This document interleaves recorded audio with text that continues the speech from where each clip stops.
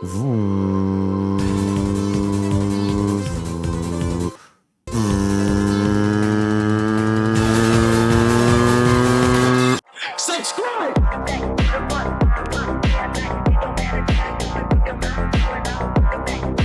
Hey guys, it's Pokke here, back with another video, and today we are going to be going through the top 10 essential, most important beginner tips that you can adopt to your Wuthering Waves journey in order to have a much better playing experience. So without further ado, let's get into today's content. Alright, so a little bit of a context with regards to the beginner tips. Right now, if you guys, for the context, my account is currently at level 32 and my data bank is at roughly level 16 going to level 17. I have been playing this game a little bit extensive, is slightly understating it, right? So it is not a normal amount, right? But you know, for you guys, for my viewers, that's why I've grinded this game so hard in order to bring you guys as much quality content so that you guys can also enhance your own Wuthering Waves playing experience. So the very first tip that I've noticed that everyone should go ahead and get is gonna be doing your Elusive Realm and getting 2 elemental 5-star as your relic or your echo. Go ahead to this place.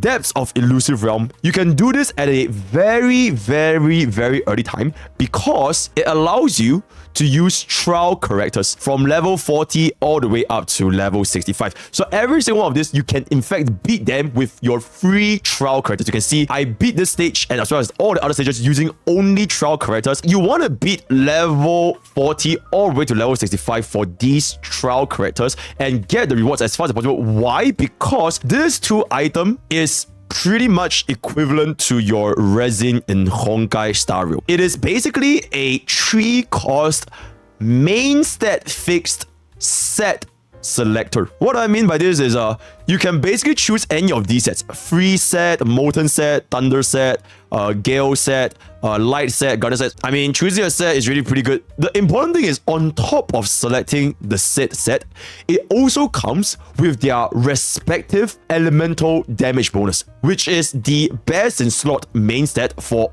all of your 3-cost echoes. So if you were to choose a freezing set right here, if you choose an auto puppet scout, you will guaranteed get glacial damage bonus, which is the highest damage bonus. They are probably one of, if not the most important items you can get in the early game. That being said, you cannot choose your subset. So it is exactly the same as your Honkai style real resits, right? You can choose your main stat, you can choose your sets, but you can't choose your substats. But even if you can't choose your substats, having the ability to have the right main stat as well as the right set will drastically improve your DPS damage performance, right? So these 2, they are basically for your main DPS, right? Your main DPS, or if you want to give them a sub DPS to do damage, you can also consider this. For me personally, I'm not using them for now because my mentality is I'm already at level 17 of my data bank, or close to level 17 for my data bank. So I'm just gonna go ahead and still farm the overall and see what kind of a 5 stars I get first before committing to the set selector, right? I want to see what am I missing out before committing. But if you guys really want to use it now, feel free to go ahead and do so yourselves, right? For me, I'm just playing a little bit more cautious and I just find myself not really needing the additional damage yet. But this might change if I want to target the Tower of Adversity, which is this game's angle content, and if I just really find myself not dealing enough damage, then I might end up using the selector, right? So tip number 2. This tip is kind of similar to our beginner tips, which is you should only be focusing on a single team, right? Only focus on a single team and only raise these units up to as much as possible, raising their levels, raising their weapons, raising their tracers. But this second tip, it kind of goes into a little bit more in-depth, which is you want to have a bigger priority on DPS more than sustain. This kind of ties to our endgame content, so it's not exactly a beginner tip, but I would say it is good to start prepping this early on because unit investments in Wuthering Waves, it takes a lot of resources to raise a single unit, right? I'm not sure if you guys have noticed by now.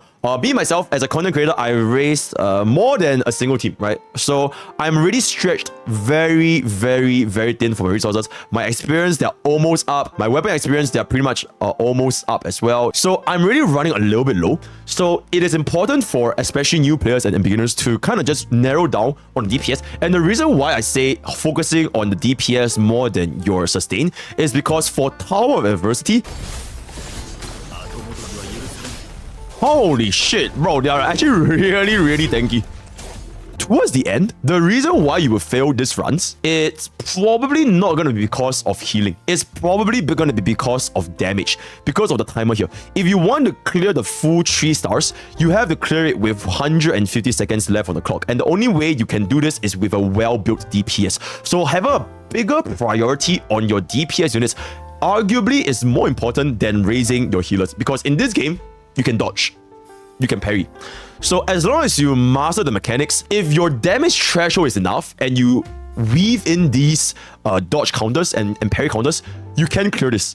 But if your damage is not enough, it doesn't matter how much you parry, it doesn't matter how much you dodge. If your damage is simply not enough, you will never ever be able to clear this with 150 seconds left on the clock, which is why damage in Wuthering Waves is more important than sustain and comfort in Wuthering Waves, which kind of ties back down to, you remember my previous video about the beginner pick. Jianxing is not exactly the best, and Taoqi is also a little bit of a suspect because defensive utility has a slightly less priority when it comes to clearing endgame content as far as possible, because this is only about damage, right? TLDR, tip number 2, raising DPSs is going to be more important than raising sustains for a team. Also, you might want to check out their resistances if they are resistant to an element. So if they're electro rest, or if they're spectral rest, or if they're ice rest, glacial rest, your units will deal significantly less damage. Tip number 3. There has already been players breaking their accounts. So what do I mean by this? You guys might have encountered this function over here, a data merge function. So what data merge essentially does is it merge your echoes that you don't use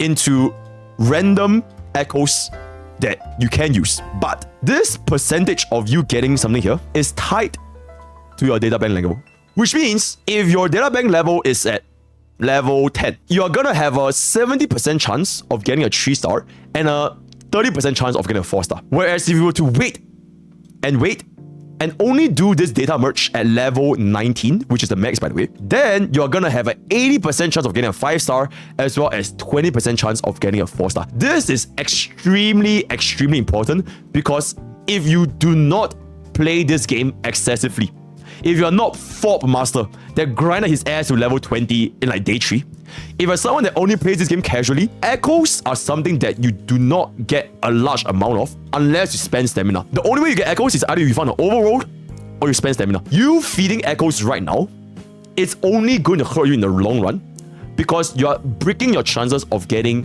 5-star echoes. In fact, you literally can't get 5-star echoes from this before level 15.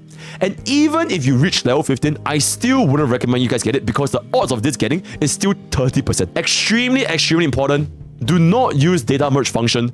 Wait until you reach level 19 of your data bank and then use the merge function. Because honestly, the only purpose of this is to recycle your unused echoes. And in the early game, it doesn't matter that much whether you have unused echoes or not, because you're not supposed to be leveling echoes anyway. You should be only leveling your weapons and your characters' levels as well as your tracers, right? Echoes are like the least of a concern. Tip number 4. Do not level low quality echoes. So what I mean by low quality echoes is if you take a look at here, if your echoes are like rarity 4, which is purple, or rarity 3, which is blue, or even green, there's no point raising them because you're not going to use them. It's the exact same as the situation in Honkai style. You shouldn't be investing all into your blue echoes, your blue relics, or even your purple relics. Maybe in the early game, you could, right? Maybe you can bring some to +9, +12. It's not that expensive, but eventually you are never going to use them. And the reason why I would say you shouldn't be raising your echo levels even right now, even when you have no gold echoes, is because resources in Wuthering Waves, specifically this resource, right? This echo upgrade materials, it is extremely scarce. And even though when you feed echoes into another echo, you can kind of get a little bit of the materials back, it is still not worth it. This resource is extremely scarce, so it would be in your best interest to just save this, wait for a 5-star golden rarity echo before committing towards upgrading them, right? And even for 5-star rarities, if their main stat is wrong, there's no point upgrading, right? I got a Malenia Blade of Mikela with the Havoc damage bonus, but because this is a healing % main set, it is basically completely unusable, and I wouldn't give it them, right? So even if you get a 5-star echo, there is no point raising them if you're not going to use them, right? So this concept is very similar to Honkai style. This is going to be one of, if not the biggest bottleneck in Wuthering Waves. So highly recommended to not raise your 4-star or even 3-star echoes. Second reason, I guess, following up to that is also because you don't need to, right? You don't need to raise your echo levels to beat the game, because you can beat pretty much most, if not all the games, with your unit levels, your weapon levels, as well as your trace levels. Save your echo experience. Do not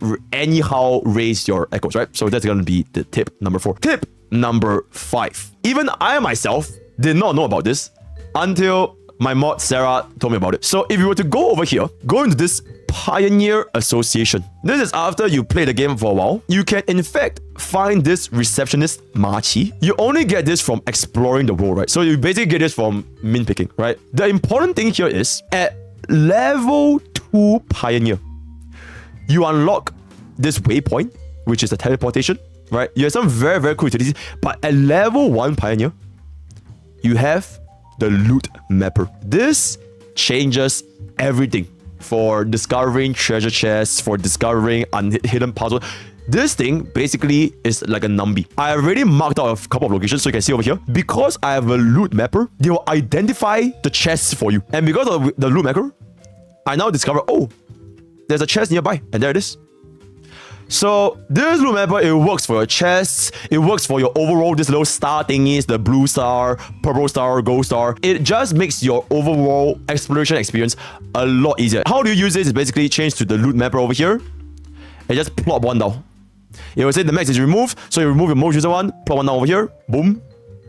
And now you can see there's another chest over here in front. This will make your life super, super easier. So do remember to go ahead into the Pioneer Guild. So one more time, this item is going to be located over here at Jingzhou. Teleport to this point over here and talk to the Pioneer Association Maqi. Level 1 Pioneer, you unlock the loot maker. As well as they also provide some other additional utilities. So you also have the waypoint. This does consume a resource, so you can't have to craft this. But it basically sets up a temporary teleportation waypoint, which you can allow yourself to teleport from anywhere. So if you are going to be doing a boss, right? For example, if you're dying to the hologram, or if you're dying to any like elites or mobs, and you want to just reduce the amount of time you're traveling, you can just plop one over here and can instantly teleport here. This also works in co-op, by the way. So if you're doing red mist farming with your friends, or farming for shinies or whatever, you can drop this down and all of your co-op friends can use this to teleport. So just TLDR, Pioneer Association has some very, very nice gadgets that you can run, right? So that's going to be our next tip. Anyways, tip number 6. Farming red mists with your friends. I don't think I can show you guys here anymore because I've already cleared them. My editors can include the footage of red mist over here. Please, hopefully they include it. Yep. So red mist, they are essentially static drops, or rather static elites that you can fight in the overall high level, extremely high level enemies that you can kill with your friends in co-op to get a guaranteed 5-star echo. Now these red mists, they only spawn a single time. Theoretically, if you have 50 friends, you could potentially clear red mists 50 times and get 50 golden echoes, because each red mist, they are independent from one another. So once you clear out your map, you can hop onto your friend's map, into another friend's map, into another friend's map, into another friend's map, into another map. You have infinite farming potential farming the red mist for guaranteed 5-star echoes. That being said, the 5-star echo, it is tied to what level is the red mist. So for example, this golem over here, I believe it was 110 when I last fought it over here. It was guaranteed 5-star. But if you fight some lower leveled red mists, like the level 45 fatty bomb bomb, or the level 65 plant, whatever, it might not be gold, it might be purple. So generally speaking, the higher the level is, then you are probably gonna get the 5-star. I'm not exactly sure what is the level cutoff. It depends on the mobs. Just clear the high level, right? Anything that's like level 100, 110, 120, the level 120 bear, it is guaranteed 5-star gold. Yeah, if you guys have a lot of time on your hands, if you guys can play with your friends a lot doing the co-op function, this is probably the best use of co-op in Wuthering Waves. But the catch is, it takes a ridiculous amount of time. I'm not sure if you guys have seen my co-op adventures. I'm not sure if my editors have put a video up. It can take a really long time farming red mist with your friends, because you guys are probably all under leveled. Especially if you're not level 15, you're probably like level 10 or 12. Your characters are all under leveled and they die in a single hit. And if your entire party dies, the red mist resets. It might not be as straightforward as you think, unless you have a E6 S5 whale friend ready to carry through all of your red mist battles. Even so, it might still be a little bit difficult to get it done in a fast and orderly fashion, right? So do take time into consideration as well. You might not have a very smooth experience, or at least I didn't have a very smooth experience when I first tried it, because my character just died in one hit and they do like 0 damage. Alright, so farm this at your own risk. Don't get burned out from Wuthering Waves. You can just go ahead and get back to level 15 echoes and still get 5-star echoes from the overall without killing red mist, right? This is the red mist overall farming with co-op is only recommended if you really have a lot of time and you haven't reached level 15 yet and you really want that 5-star gold echo, right? So that is gonna be our tip number 6. Tip number 7. Some of you guys may ask, how the hell am I at data band level 16? Well, first of all, Fob Master is really level 20, right? So I'm a very casual player compared to Fob Master. So let's just settle down. I'm very casual. I'm very relatable. For example, how do I farm this data bank experience, or rather to a considerable degree? You can go into the second tab under data bank. So once again, data bank here, the second tab, it shows you your echo collection progress. Sort by experience progress, reverse sort, and it will show you exactly what echoes are you missing to complete your data bank collection. So out of the 208 echoes, I've collected 168, and this is inclusive of different rarities, right? So for example, my spectral prism, I have not gotten a purple spectral prism, nor have I gotten a gold spectral prism. So the moment you get this, you get another 15 data bank as well as 20 data bank experience. So use this function to pinpoint exactly what echoes are you missing so you can instantly hunt them down. So if you press track right now, detect, the map will tell you exactly where is your nearest spectral prism. So it's pointed over here. So I'm just gonna fast travel and instantly get into echo hunting for the echo that I want. Can I get it? Okay, I didn't even get it. Gold?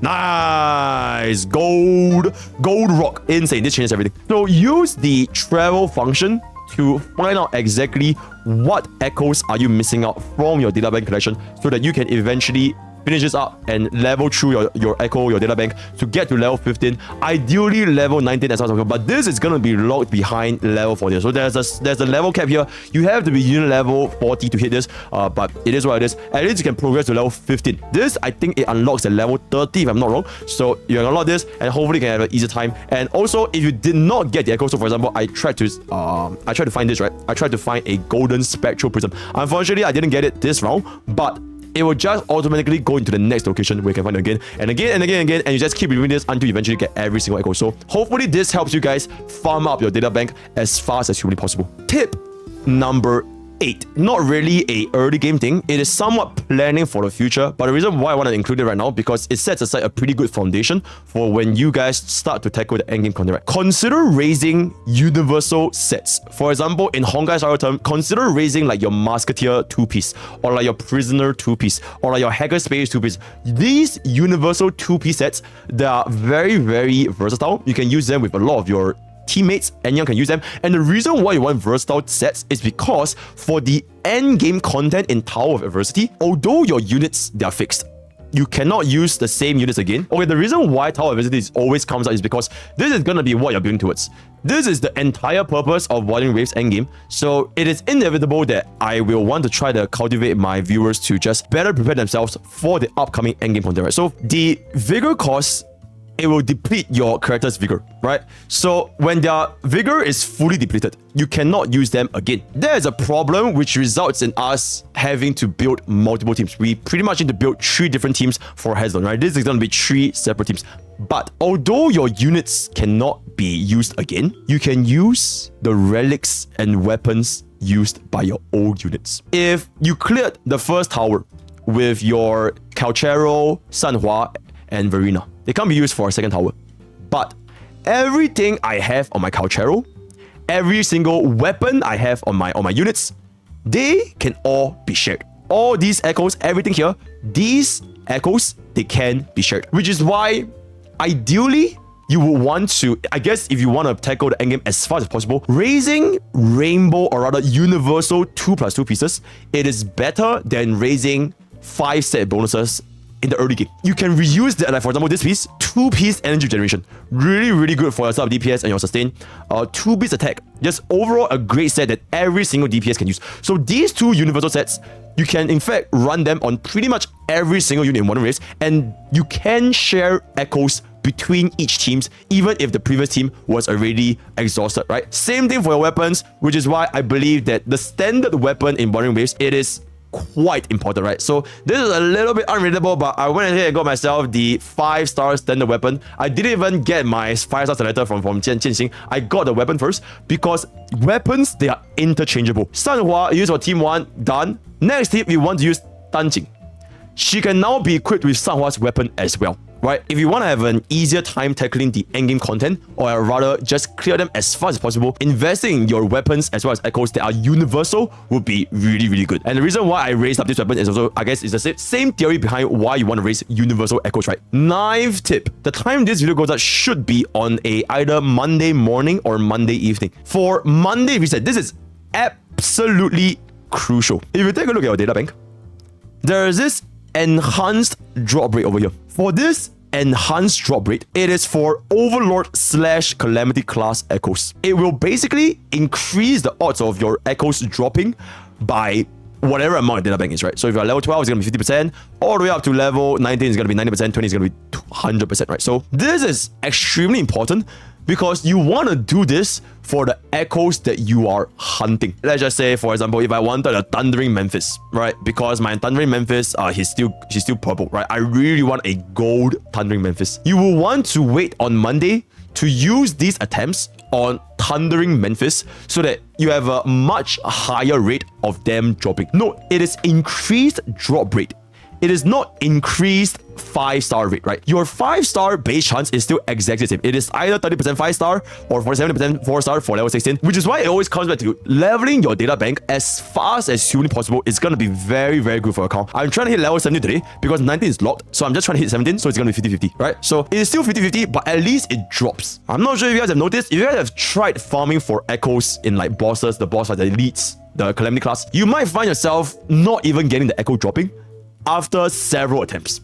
This enhanced drop rate will pretty much negate that so you can have a smoother experience farming this set echoes for your account. Right? Only 15 chances and it refreshes every single week. So use your 15 chances for echoes that you want first. If I wanted Thundering Memphis, you should go ahead and farm Thundering Memphis first. If you also wanted to do your monkey materials, right? If you really wanted your monkey hands, you should only farm your monkey hands after finishing Thundering Memphis. Because if you were to do your monkey hands now, your enhanced drop rate is going to be used on the monkey. The enhanced drop rate happens the moment the boss is defeated.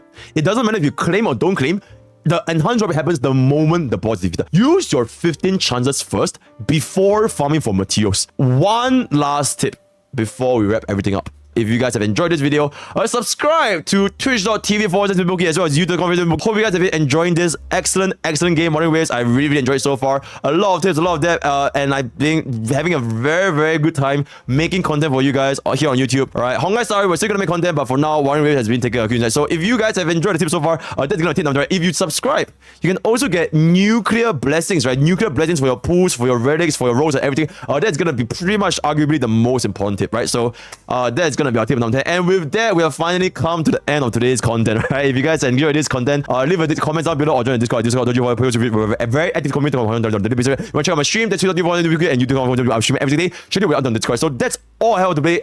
All the best for your GM pools, all the best for your standard weapon pools, all the best for your selected pools or your standard pools, and I'll see you guys next time. Take care.